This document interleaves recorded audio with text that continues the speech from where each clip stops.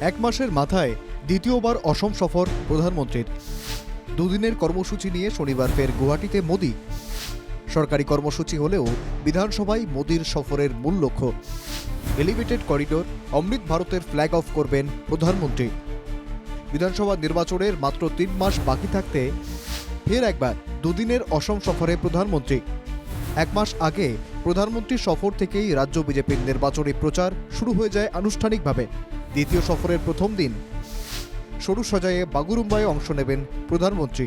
প্রায় 10,000 নৃত্যশিল্পীর অংশগ্রহণে অনুষ্ঠিত সমবেত এই নৃত্যের মাধ্যমে ফের একবার রেকর্ড গড়ার পথে অসম। ঐতিহাসিক সেই সন্ধিক্ষণের সাক্ষী থাকবেন প্রধানমন্ত্রী নিজেও।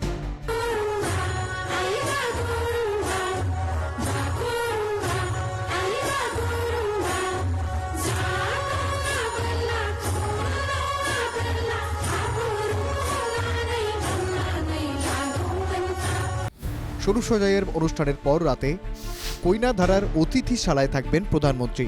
রবিবার সকাল 9:30টায় খানাপাড়া থেকে হেলিকপ্টারে কলিয়াবর যাবেন প্রধানমন্ত্রী। বেলা 11টায় কলিয়াবরের নতুন এলিভেটেড করিডোরে শিলান্যাস করবেন মোদি। এখানেই শেষ নয়, দুটো যাত্রীবাহী অমৃত ভারত ট্রেনেরও ভার্চুয়ালি উদ্বোধন করবেন প্রধানমন্ত্রী।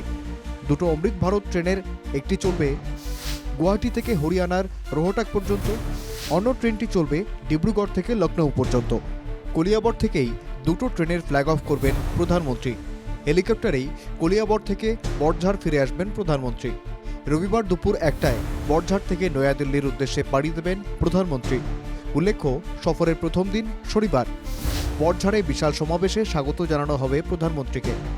খাতায় কলমে প্রধানমন্ত্রীর এই সফর সরকারি হলেও 1 মাসের মাথায় দ্বিতীয়বার প্রধানমন্ত্রীর সফরই প্রমাণ করে দিচ্ছে যে বিধানসভা নির্বাচনের আগে নিজেদের পালে হাওয়া ধরে রাখতে কোনো ত্রুটি রাখতে চাইছে না প্রদেশ বিজেপি।